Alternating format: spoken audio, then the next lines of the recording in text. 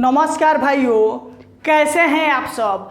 आज के वीडियो में हम लोग ग्रुप डी एग्जाम के साइंस का वो यूनिट पढ़ने जा रहे हैं जिस यूनिट से 5 से 6 या 7 क्वेश्चन तक डेली पूछा जा रहा है। इस बार रेलवे का 2 यूनिट बहुत ट्रेंड है। एक है प्रकाश जिसे दर्पण लेंस सभी आता है, और एक है विद्युत जिसमें ये सब आता है। उसी में का एक चैप्टर जिसका नाम है विद्युत। विद्युत का पूरा निचोड़ लेकर आए हैं। मात्र आप मेरे साथ 5 से 7 मिनट बने रहिए और यहाँ से 2 नंबर अपना पक्का करके जाइए और किसी भी शिफ्ट का एनालिसिस देखिए।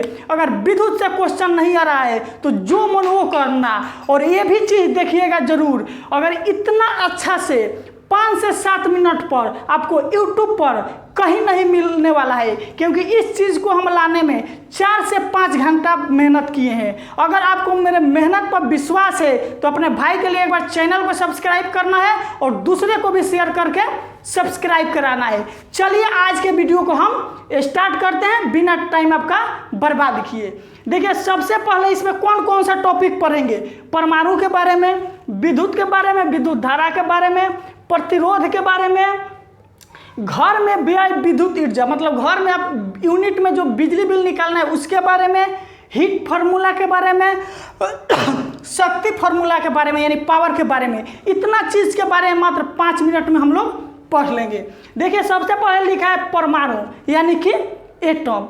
एटम के बारे में सबसे पहले डाल्टन साहब बताएं कि परमाणु अविभाज्य है, लेकिन रदरफोर्ड आकर क्या बताया कि परमाणु अविभाज्य नहीं है। परमाणु के 3 ठो औलाद है। कौन कौन औलाद है? एक का नाम है इलेक्ट्रॉन, दूसरे उसके औलाद का नाम है प्रोटॉन, और तीसरे का नाम है न्यूट्रॉन। ठीक, ये कितने औलाद हैं? 3, इलेक्ट्रॉन, प्रोटॉन, न्यूट्रॉन। देखिए, इलेक्ट्रॉन पर हमेशा माइनस ही रहते हैं, हमेशा कर्जा में ही रहता है। प्रोटॉन हमेशा प्रॉफिटे में रहता है यानी कि प्लस में रहता है, और न्यूट्रॉन को कोई मतलब नहीं है, इससे घाटा हो नाफा एकदम साइलेंट रहता है। तो देखिए, इलेक्ट्रॉन पर 1.6 × 10⁻⁻19 कूलम आवेश रहता है। तो इसमें माइनस है तो माइनस लगा दीजिए।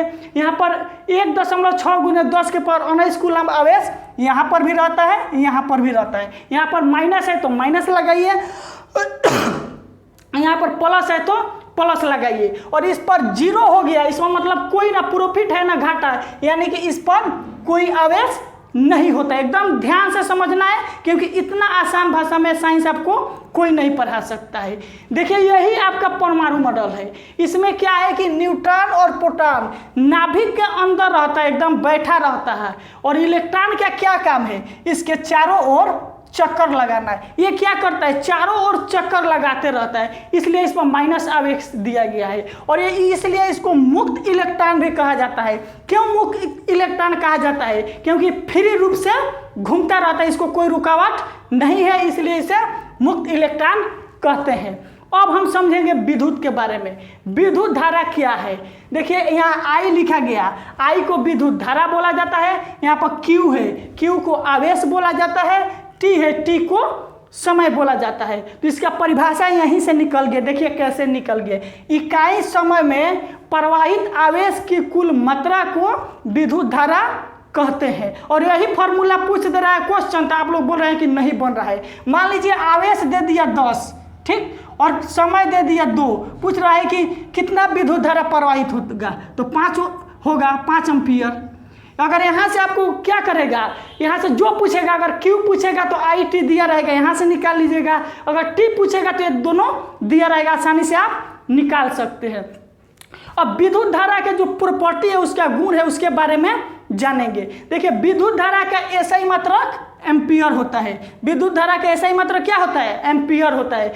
ठोस में धारा का प्रवाह, ठोस का मतलब हो गया तार हो गया, इलेक्ट्रॉन हो गया, ठोस, समझ रहे हैं ना। ठोस में धारा का प्रवाह जो होता है आपके इलेक्ट्रॉन के कारण होता है। किसके कारण होता है? इलेक्ट्रॉन के कारण। अगर इलेक्ट्रॉन में कौन सा इलेक्ट्रॉन? मुक्त इलेक्ट्रॉन। अगर मुक्त इलेक्ट्रॉन आपका ऑप्शन में नहीं दिया रहे तब किसके कारण होता है? इलेक्ट्रॉन। अगर मुक्त इलेक्ट्रॉन रहे तो सबसे पहले मुक्त इलेक्ट्रॉन माना जाएगा। किस में? ठोस में। किसमें? ठोस में। उसके बाद है कि विद्युत अपघट, यानी विद्युत अपघट यानी लिक्विड में धारा का प्रवाह किसके कारण होता है? आयन के कारण। किसके कारण? आयन के कारण, यानी कि उसमें इलेक्ट्रॉन और प्रोटॉन में टूट जाता है, तो जिसके कारण धारा का प्रवाह होता है। पूछेगा आपसे क्वेश्चन कि ठोस में विद्युत धारा का प्रवाह किसके कारण होता है? मुक्त इलेक्ट्रॉन के कारण, या ऑप्शन में मुक्त इलेक्ट्रॉन नहीं है तो इलेक्ट्रॉन के कारण। विद्युत अपघट में धारा का प्रवाह किसके कारण होता है? आयन के कारण। यहाँ पर मुक्त इलेक्ट्रॉन मत मारिएगा। उसके बाद है इलेक्ट्रॉन का प्रवाह कैसे होता है। ठीक, देखिए इलेक्ट्रॉन पर क्या रहता है? हमेशा माइनस रहता है। तो अब बताइए, ये माइनस है हमेशा, तो ये माइनस से हमेशा कहाँ जाना चाहेगा? आपके पास मान लीजिए कर्जा है, तो आप किससे मिलना चाहिएगा? जिसके पास पैसा है, यानी कि इसके पास माइनस है, तो हमेशा किधर जाता है? प्लस के तरफ। यानी कि इलेक्ट्रॉन, विद्युत धारा में इलेक्ट्रॉन की प्रवाह हमेशा निगेटिव से पॉजिटिव की तरफ होती है, और विद्युत धारा का प्रवाह हमेशा पॉजिटिव टू निगेटिव होता है। मान लीजिए ये विद्युत धारा है, बहुत शक्तिशाली है, तो किसको दबाना चाहेगा? कमजोर को दबाना चाहेगा। यानी कि विद्युत धारा का प्रवाह पॉजिटिव से निगेटिव होता है, और इलेक्ट्रॉन का प्रवाह हमेशा निगेटिव टू पॉजिटिव होता है। इस चीज़ को ध्यान रखिएगा। अगर आपको मेरा मेहनत पसंद पड़ रहा है तो एक बार कमेंट करके जरूर बताइए कि कैसे साइंस पढ़ा रहे हैं। अगला देखिए पॉइंट क्या है, विद्युत धारा हमेशा बंद परिपथ में प्रवाहित होता है। मान लीजिए दोनों साइड तार छोड़ दीजिए, उसमें धारा प्रवाह कर दीजिए, धारा का प्रवाह होगा? वो तो कुछ नहीं होगा। इसलिए विद्युत धारा, मान लीजिए इस तार में लाइट दिए हैं और इस तार को ले जाकर कहीं जोड़ेंगे तब न पता लगेगा कि धारा का प्रवाह हो रहा है कि नहीं। इसलिए लिखा गया है कि विद्युत धारा में हमेशा बंद परिपथ में धारा का प्रवाह होता है, मतलब तार को कहीं ना कहीं जुड़ा रहना चाहिए। और ये विद्युत धारा कैसा मार्ग चुनता है? निम्न प्रतिरोध। इसके बाद हम प्रतिरोध पढ़ाएंगे तो आपको समझ में आ जाएगा। निम्न प्रतिरोध का मार्ग चुनता है। आप मान लीजिए कहीं जाना है तो आप उच्च मार्ग, मतलब कठिन रास्ता चुनिएगा कि आसान रास्ता? दम आसान रास्ता चुनिएगा, यानी कि निम्न मार्ग का चयन कीजिए। इसलिए विद्युत धारा हमेशा निम्न प्रतिरोध का चयन करता है। मान लीजिए आप किसी को लाइट मारा, आप छूने जाइएगा और आपको भी मार देता है, क्योंकि उसको बहुत आसान रास्ता मिल जाता है धारा प्रवाह करने के लिए, इसलिए आपको भी लाइट मार देता है। उसके बाद है प्रतिरोध क्या है। देखिए प्रतिरोध क्या है, यहाँ पर लिखा है प्रतिरोध, यानी प्रति मतलब हर बार किसी को रुकावट डाले, जिसे क्या कहते हैं? प्रतिरोध। यानी धारा प्रवाह में जो रुकावट पैदा करता है उसे क्या करते हैं? प्रतिरोध करते हैं। प्रतिरोध का एसआई मतलब क्या होता है? ओम होता है। और प्रतिरोध जो है किसके कारण प्रभावित होता है? उसको प्रभावित करने वाला कारण कौन कौन है?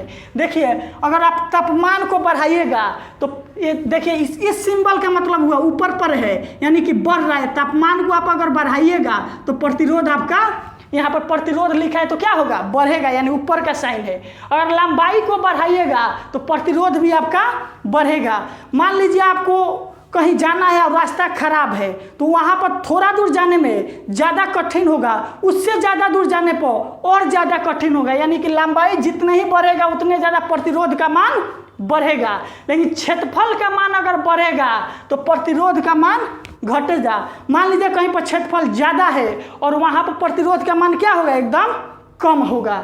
देखिए, अगर तार के लंबाई को बढ़ा दिए जाए, ये क्वेश्चन खूब पूछता है, अगर तार के लंबाई को बढ़ाकर 2 गुना कर दिया जाए, अगर तार के लंबाई को बढ़ाकर 2 गुना किया जाए, यानी कि x था लंबाई और उसको बढ़ाकर क्या कर दिया गया?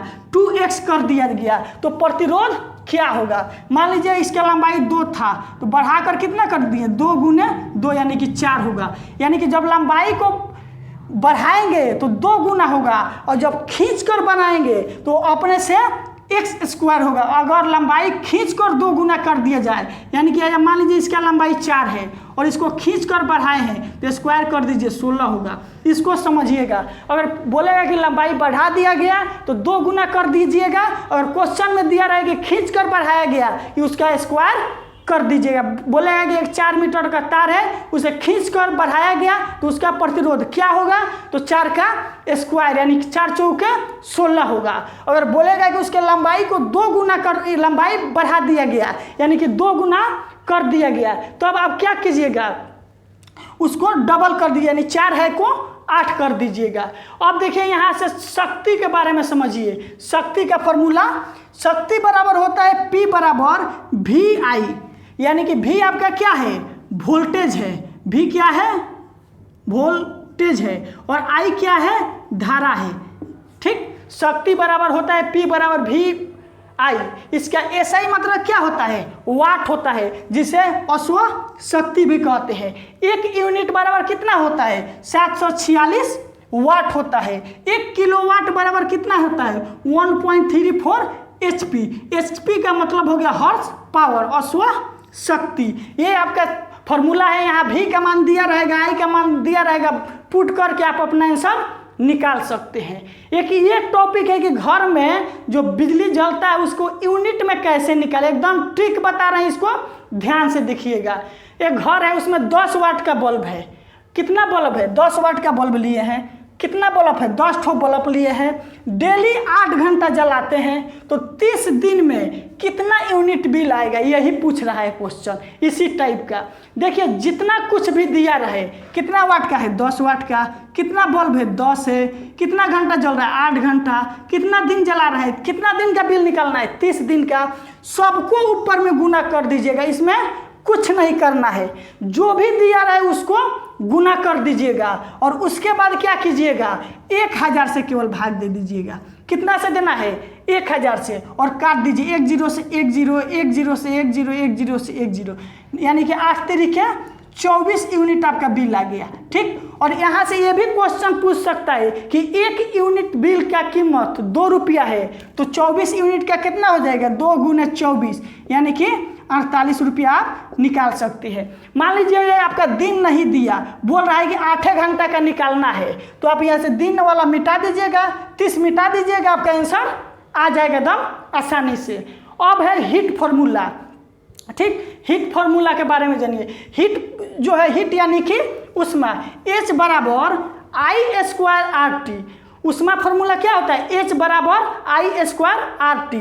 उष्मा कब उत्पन्न होता है, जब धारा का प्रवाह होगा, जब धारा का प्रवाह होगा और रुकावट पैदा होगा।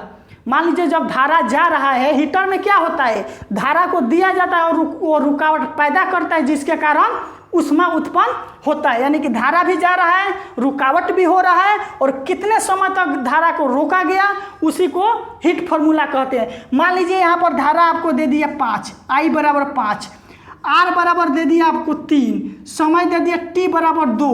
बोल रहा है कि हीट फार्मूला से H का मान क्या होगा, कितना उष्मा प्रवाहित होगा, तो I बराबर आपका 5 है, तो यानी 5 के स्क्वायर गुने 3 गुने 2, यानी 25 गुने 3 गुने 2, 25 3 75 दूना 150 जूल आपका होगा। यानी कि हीट यानी उष्मा का ऐसा ही मतलब जूल होता है, इसलिए 150 जूल होगा। और इस चैप्टर का 2 चीज, एक ओम का नियम, ठीक, और प्रतिरोधों का समूह, समानांतर क्रम, श्रेणी क्रम, हम पिछले वीडियो में पढ़ा चुके हैं, जिस कारण यहाँ पर नहीं पढ़ा रहे हैं, उसका लिंक आपको डिस्क्रिप्शन में डाल दिए हैं, उस वीडियो को जरूर देखिएगा।